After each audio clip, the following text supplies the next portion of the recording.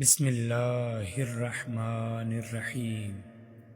اللہ کے نام سے شروع جو نہایت مہربان رحمت والا ہے۔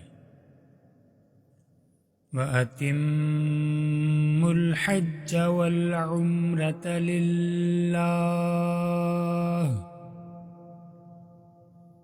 فَإِن أُحْصِرْتُمْ فَمَا اسْتَيْسَرَ مِنَ الْهَدْيِ وَلَا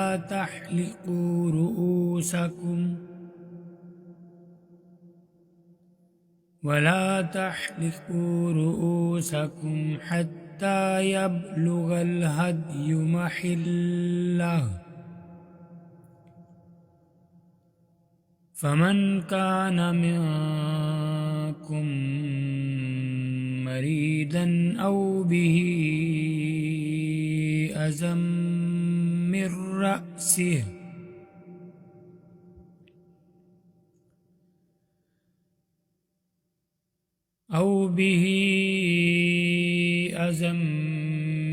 رَّأْسِهِ فَفِدْيَةٌ مِّن صِيَامٍ أَوْ صَدَقَةٍ أَوْ نُسُكٍ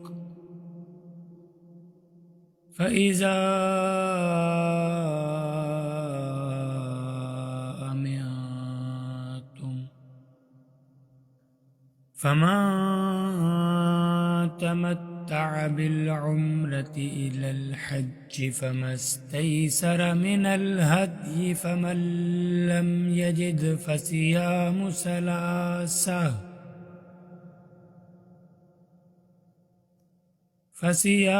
ثَلَاثَةِ أَيَّامٍ فِي الْحَجِّ وَسَبْعَةٍ إِذَا رَجَعْتُمْ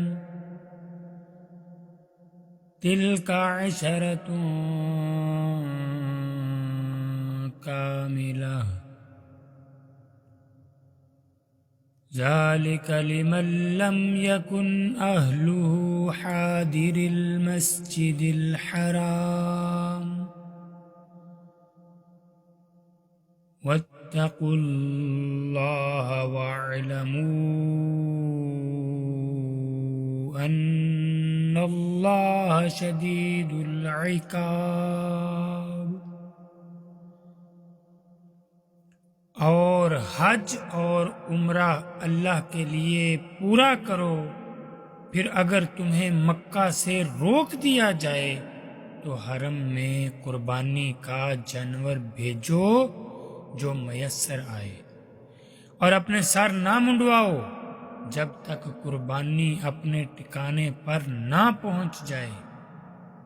پھر جو تم میں بیمار ہو یا اس کے سر میں کچھ تکلیف ہے تو روزے یا خیرات یا قربانی کا فدیہ دے۔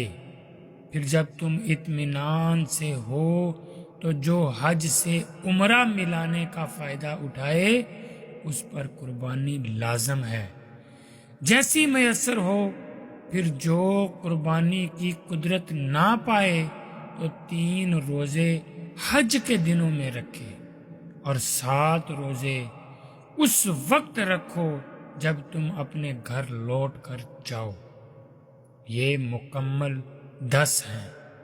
یہ حکم اس کے لیے ہے جو مکہ کا رہنے والا نہ ہو، اور اللہ سے ڈرتے رہو اور جان رکھو کہ اللہ شدید عذاب دینے والا ہے۔ الحج اشہر معلومات فمن فرد فیہن الحج فلا رفث ولا فسوق ولا جدال فی الحج وما تفعلوا من خیر يعلمه اللہ وتزودوا فإن خير الزاد التقوى واتقون يا أولي الألباب۔ حج چند معلوم مہینے ہیں، تو جو ان میں حج کی نیت کرے تو حج میں نہ عورتوں کے سامنے صحبت کا تذکرہ ہو اور نہ کوئی گناہ ہو اور نہ کسی سے جھگڑا ہو، اور تم جو بھلائی کرو اللہ اسے جانتا ہے، اور زیادہ راہ ساتھ لے لو، پس سب سے بہتر سادے راہ یقیناً پرہیزگاری ہے، اور اے عقل والو مجھ سے ڈرتے رہو۔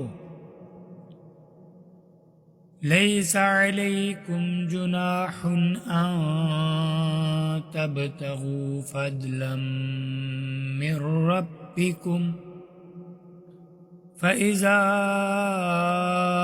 أَفَضْتُم مِّنْ عَرَفَاتٍ فَاذْكُرُوا اللَّهَ عِندَ الْمَشْعَرِ الْحَرَامِ وَاذْكُرُوهُ كَمَا هَدَاكُمْ وَإِن كُنتُم مِّن قَبْلِهِ لَمِنَ الضَّالِّينَ۔